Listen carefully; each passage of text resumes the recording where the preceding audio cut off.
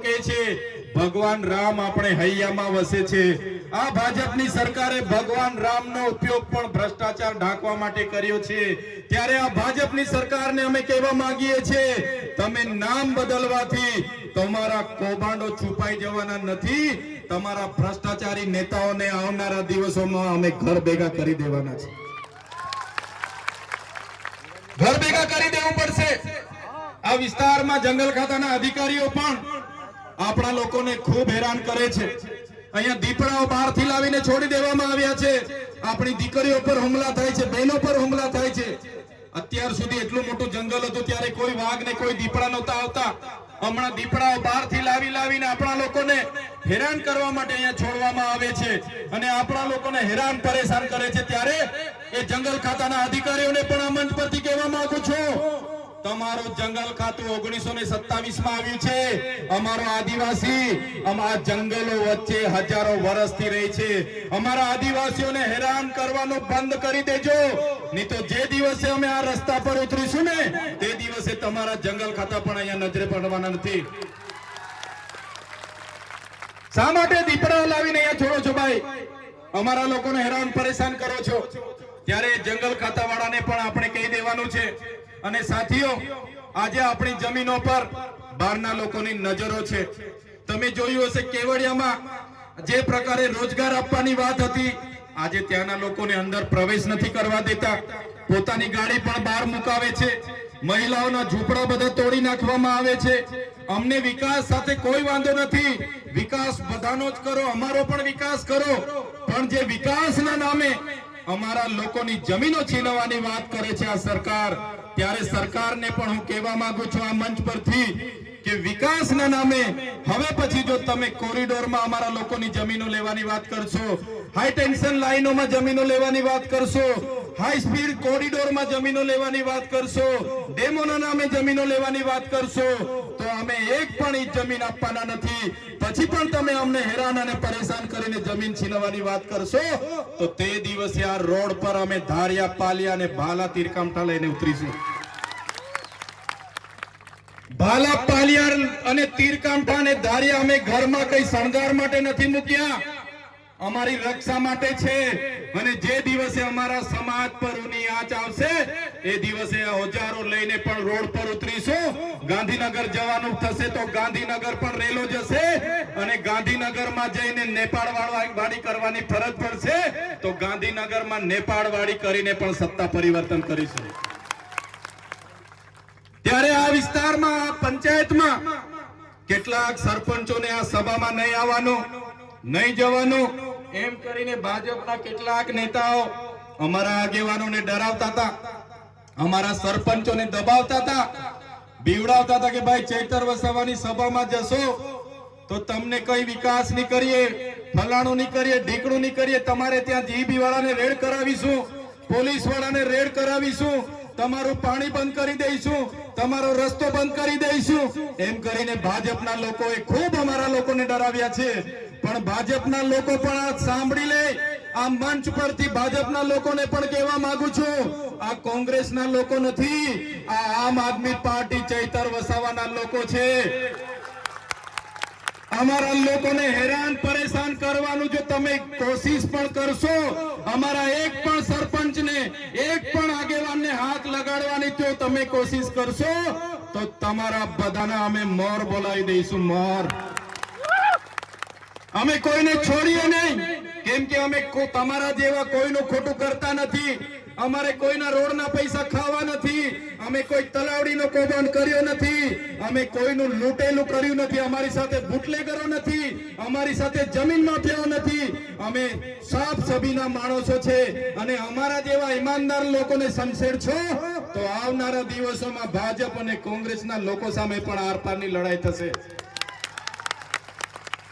કેટલાક દિવસોથી આ વિસ્તારમાં કેટલાક કોંગ્રેસના નેતાઓ ભ્રમ ફેલાવે છે, પ્રચાર કરે છે કે ભાઈ ચૈતર વસાવાના અમે સાથે જ છે, અમે સાથે જ લડવાના। એ કોંગ્રેસના હારા લોકોને પણ કહેવા માંગુ છું, દૂરથી પાણી પર બેસીને જોયા નહીં કરો, દૂરથી વાળ પર બેસીને જોયા નહીં કરો। આવી જાઓ, આમ આદમી પાર્ટીમાં તમારું સ્વાગત છે. નહીં તો આવનારા દિવસોમાં આ વિસ્તારમાંથી કોંગ્રેસ સુપડા સાફ થઈ જવાની છે, તમને હોદેલા નહીં મળો.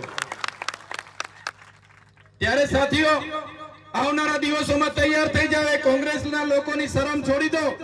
એકવાર પૂછી લો, ભાઈ આવવાના હોય તો આવી જાઓ. દૂર પાડી પર બેસીને જોઈએ નહીં કરો. એ ભાજપના પણ સારા સારા લોકોને બોલાવી લો, આવી જાવ. જે લોકો સારા હશે એમને તાલુકા પણ લડવા મળશે, જિલ્લા પણ લડવા મળશે. એ લોકોને આવનારા દિવસોમાં સત્તા પણ બનાવીશું, એમાં પણ લઈ જઈશું. પણ જે લોકો આપણા લોકોને હેરાન પરેશાન કરીને રંજાડવાની વાત કરશે એવા લોકોને તો આપણે છોડવા માંગતા નથી. અહીંયા પોલીસ અધિકારીઓ આપણી વ્યવસ્થામાં ઉભા છે, એમના માટે જોરદાર તાળીઓ પાડી લો. પણ એવા કેટલાક પોલીસ અધિકારીઓ એસી ચેમ્બરમાં બેસીને આપણા લોકોની જમીનો છીનવવા માટેના આદેશો કરે છે. આપણા લોકોને રોડ પર ઉભા રાખીને પકડો અને દંડ ઉઘરાવો એવી સૂચનાઓ આપે છે. એવા ઉચ્ચ પોલીસ અધિકારીઓ પણ સાંભળી લે. આ આદિવાસી વિસ્તાર છે, અનુસૂચિત વિસ્તાર છે, પૈસા એક વિસ્તાર છે. અહીંયા ગામ સભાનો પાવર લાગે છે. તમે કોઈને પૂછ્યા વગર કોઈ પણ ગામમાં ઘૂસી જશો, કોઈને પૂછ્યા વગર અમારા લોકો સાથે દંડાવાળી કરશો, અમારા લોકોને હેરાન કરવાનું પરેશાન કરવાનું કરશો તો અમારો પણ સમય આવશે અને એ દિવસે તમારો બધાનો પણ હિસાબ કિતાબ અમે કરી દઈશું. એ પોલીસ અધિકારીઓ જો ઉચ્ચ કક્ષાના છે, એ કેટલાક ભાજપના ધારાસભ્યને, કેટલાક ભાજપના સાંસદના ઈશારે આ વિસ્તારમાં અમારા અધિકારીઓ, અમારા આગેવાનોને હેરાન પરેશાન કરવાનું કામ કરે છે. પ્રોજેક્ટના નામે અમારા લોકોની જમીનો લેવાનું કામ કરે છે. એવા એસી ચેમ્બરોમાં ગાંધીનગર બેઠેલા પોલીસ અધિકારીઓને પણ કહેવા માંગુ છું, અમારા આદિવાસીઓને હેરાન પરેશાન વાળી કરવાનું ભૂલી જજો. અને જે પાડલિયામાં થઈ છે એવી ઘટના આવનારા દિવસોમાં આ વિસ્તારમાં પણ થશે. અને નેપાળ તો નેપાળ વાળી પણ કરીશું. અમે કોઈના બાપથી ડરતા નથી. અમે આ જમીનના માલિકો છે, અમે મૂળ માલિક આદિવાસીઓ છે, ત્યારે કોઈને પણ ડરવાની જરૂર નથી. સાથીઓ, તલાટીથી લઈને કલેક્ટર સુધી, હોમગાર્ડ થી લઈને એસપી સુધી, અને ધારાસભ્ય હોય કે સાંસદ હોય, મંત્રી હોય કે તંત્રી હોય કે સંત્રી હોય, મુખ્યમંત્રી હોય, એમની ગાડીઓનો, એમનો પગારનો ખર્ચો તમારા બધાના ટેક્સમાંથી આવે છે. કલેક્ટરનો પગાર તમે આપો છો, એસપી પીએસઆઈ નો પગાર તમે ચૂકવો છો, અમારા જેવા નેતાનો પગાર પણ તમે ચૂકવો છો. એટલે અમારા સેવા લોકો સામે અને કલેક્ટરો સામે કે એસપી સામે બે હાથ જોડીને સાહેબ સાહેબ કરવાની જરૂર નથી.